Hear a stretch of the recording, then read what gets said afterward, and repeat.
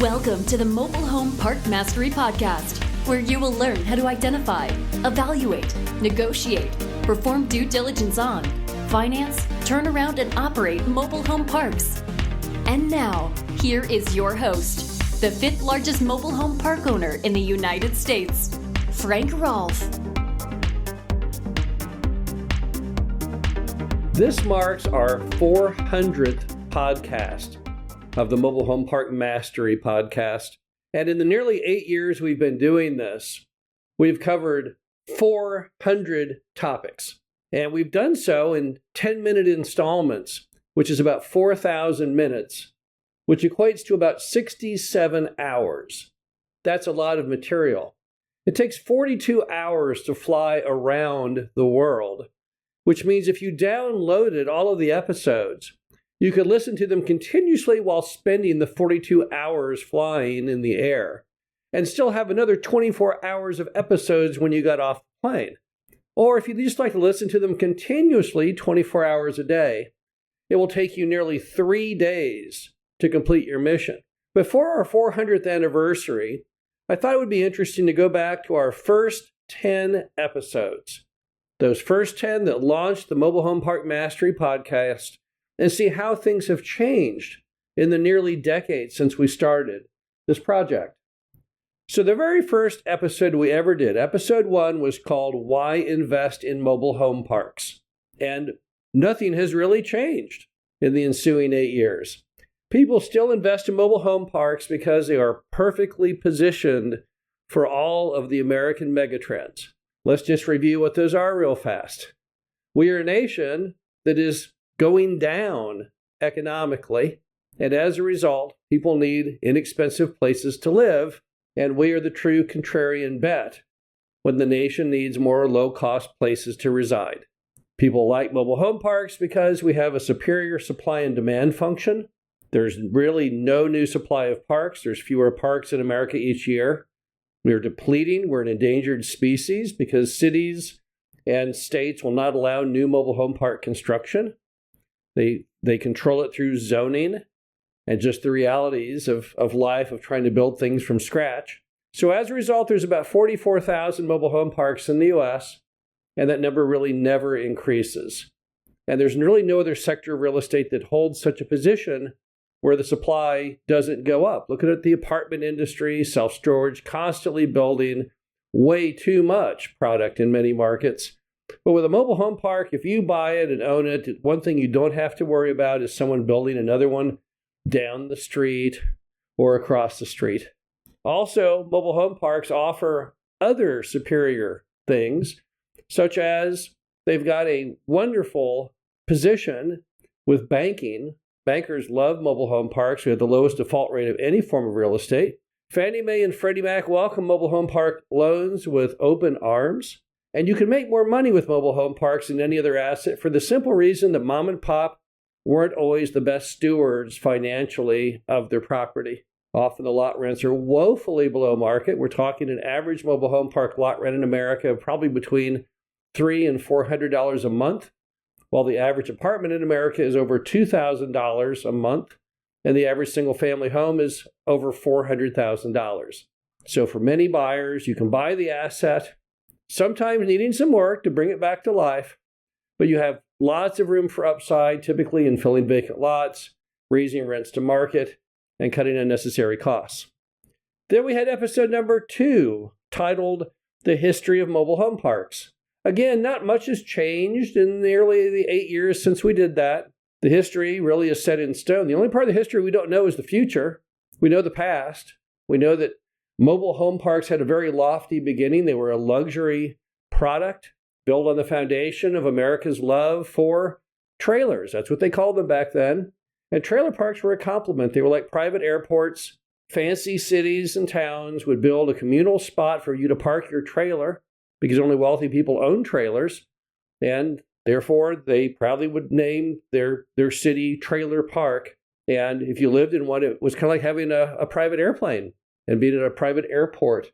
The future of the industry, we don't know for sure. We know that renting tiny pieces of land out for people to park a structure on and pay monthly rent, that's never going away. We don't really know what the mobile home of the future will look like, though. One thing we know is it may not always be in that same boat trailer chassis. They're trying to undo that part of the law under HUD. But for all I know, one day there will also be 3D printed out of resin. There may be boxable structures. We don't really know. But the business model itself won't change much. Episode number 3 was called The Mathematics of Mobile Home Parks. Again, nothing has changed. People still get into our industry in hopes of hitting a 20% IRR, and it's attainable. We're the only sector of real estate where you can hit a 20% IRR without lying to yourself. And you can do that simply by buying a mobile home park and creating a spread between the interest rate and the cap rate of 3 points. You can buy something at 1 point or even less than a point on the front end, and then through regular rent increases, pushing rents to market, filling vacant lots, filling vacant homes, and cost cutting, you can typically get there. It's attainable. Not possible in other asset sectors. Never going to pull it off in apartments or self-storage or office or retail or anything else. But the lofty goal of a 20% IRR is something you can actually accomplish with a mobile home park. And remember that Warren Buffett's, his IRR was 19% throughout his investment career. So hey, you can be as good as Warren Buffett if you can simply buy a mobile home park and create that 3-point spread. Episode number 4 was called Mobile Home Park Consolidation and Its Impact. That was a discussion of what was going on at that time regarding some big purchases that had just happened. You had 3 $2 billion transactions in 1 year. And what did it mean? It meant private equity groups had finally figured out how good mobile home parks are. Sam Zell had figured it out way earlier in the 90s. He started that, what is now largest REIT, ELS, Equity Lifestyle. But a lot of other groups just never thought about mobile home parks. Maybe it was the negative stigma. But suddenly it got on their radar screen after the Great Recession, because as many things blew up and evaporated, and many fortunes were lost during the Great Recession, mobile home parks, which are truly contrarian, just seemed to be doing better and better and better. And once it hit the radar screen of groups like Apollo and others in New York, suddenly people realized what they'd been missing out on. And in one single year, we had 3 $2 billion transactions. Now, there have been some other large ones since, things in the hundreds of millions. I think there was a $1 billion one recently with Crow, which just recently entered the space, huge industrial builder out of Dallas. But I think it's a good thing for the industry having these large groups come in. I know some people say, oh, private equity groups are evil. No, they're not. Private equity groups are simply well-funded. They have the money to do the CapEx needed to turn mobile home parks around in a big way. They're not evil. We've worked with them. We've sold properties to them. So I can't think of a single bad thing you can say about a private equity group if you actually know anything about them. But having them in the industry is a great thing. It gives us much more credibility. It gives us much easier access to lending because lenders are impressed by the big names that are now in this industry. So I see it as nothing but a positive.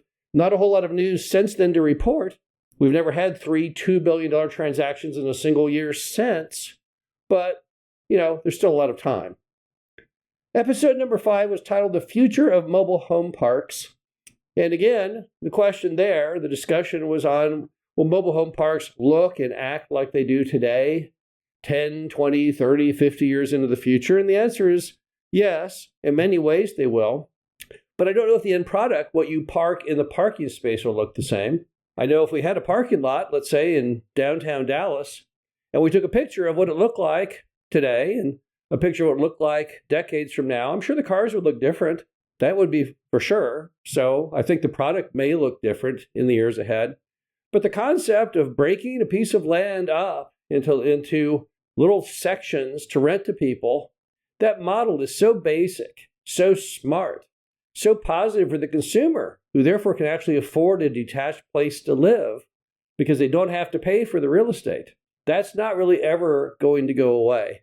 So I think the future of mobile home parks is in fact very bright, simply because we're contrarian at a time when most of the American economy is not faring so well. Episode number 6, the government's role in the future of mobile home parks. Now, this is something that has changed over this last 8 years, because what's happened is our country has changed.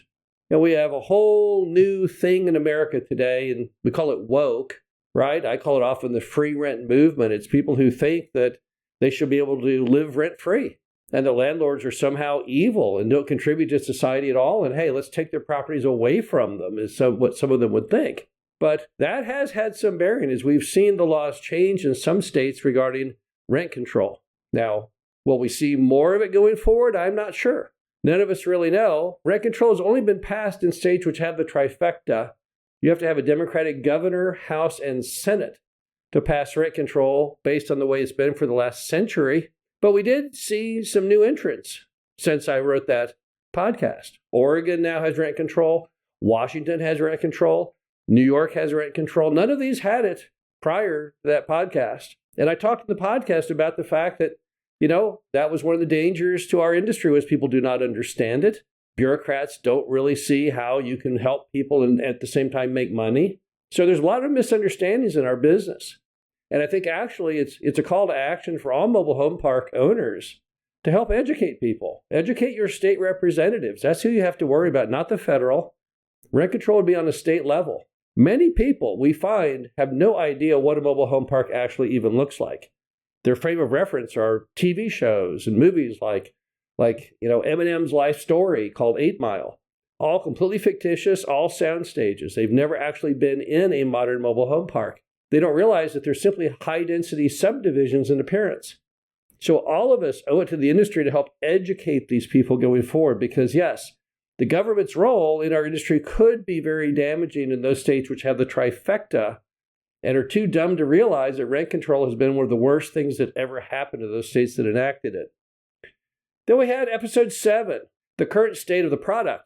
Now, in that, we were reviewing basically what a mobile home park is all about and new things you can do to make your mobile home park better. And there's a lot. Many things have come on the scene over this last 8 years. Much more ACH reliance, different options for people to pay rent other than with a check or money order at the office. And of course, all kinds of good things coming from technology, the ability to FaceTime your manager, text to photos and videos to see what's really going on, HD videos of your property condition, software like Rent Manager. So there's been a lot of good things going on in our business, and we reached the state of the art. I don't know, there may be a few things left to improve, but really we are pretty high level, I think, today with the product. And it's a product that produces a wonderful end result, which is a detached housing, which is affordable in America, which just doesn't exist anywhere else. Then you had episode 8, typical mobile home park economics. In that episode, I talked all about this concept of the 3-point spread and how simple it is to make a 20% return if you simply follow that very, very basic formula. I also talked about the fact that you don't want to rent mobile homes. You just want to rent the land. You want to be a parking lot. You do not want to be an apartment complex. Let others own the structure. Let them worry about its condition and their private life, and you just stick with renting land is the key. And if you stick with renting land, you will be perfectly aligned with all of the lenders and the buyers going forward. And while renting the land, if you can create a 3-point separation between the interest rate on your loan and the cap rate on the property, you will hit a 20% cash-on-cash return. And that is really doing very, very well. Episode 9 was called The Current Mobile Home Park Investment Climate. And there we just simply talked about what was going on with buyers and lenders and brokers and all of those types of things. Is it different today than it was 8 years ago? Well, yes, it is, because a lot more people have heard about mobile home parks. A lot more people are now interested in it. We're nowhere near consolidated. There's 44,000 parks in the U.S., and there's only maybe 4,000 in the hands of institutional ownership. So people have not gobbled up all the parks yet, not even close. But as far as the investment climate, as always, those who are persistent and creative always seem to win out. People have a positive attitude, who use win-win deal making, who use a very inclusive nature in their deal making. They always seem to triumph. But the opportunity is still there. It's not gone anywhere. Big groups have not bought it all up. We're not like self-storage where just a few players have acquired almost the entire industry, or at least any of the industry that's worth owning. So as far as an investment climate, yeah, the climate is still good. And then finally, episode 10 was titled 3 Action Points of Finding a Mobile Home Park to Buy. Now, in that episode, I talked about real-life ways you can become a mobile home park owner. And there's 3 key items I want you to remember. Number 1, you have to learn enough about the business to sort parks into 2 categories: opportunity and not an opportunity. So that's step 1. You have to get educated. Hopefully, I've provided that with this podcast. We also provide the home study course, the masterclass, other options for you to learn. But you have to be able to look at any mobile home park in America and put it into one of those 2 stacks. Number 2, you have to create a huge volume of deals to look at. The way you get mobile home parks today to look at come from mobile home park brokers. There's about 100 of them, many of which carry pocket listings. Then you have cold calling, direct mail, and online listings at places like Mobile Home Park Store and LoopNet.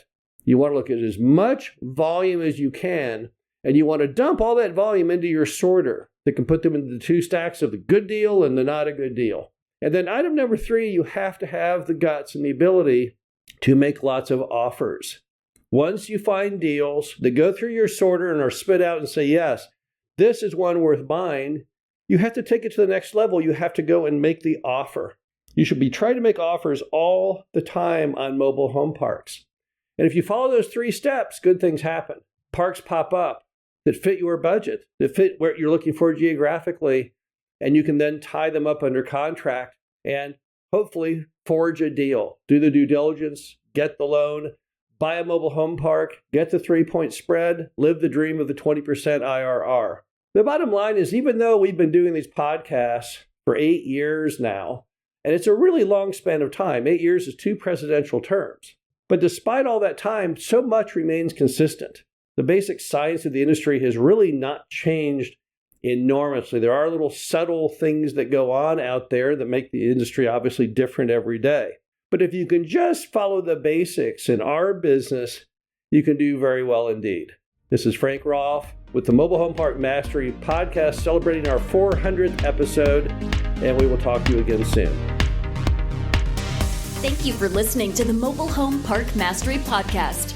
Be sure to visit us at mhpmastery.com to subscribe to the show, read our show transcriptions, and access all of our great information on mobile home park investing.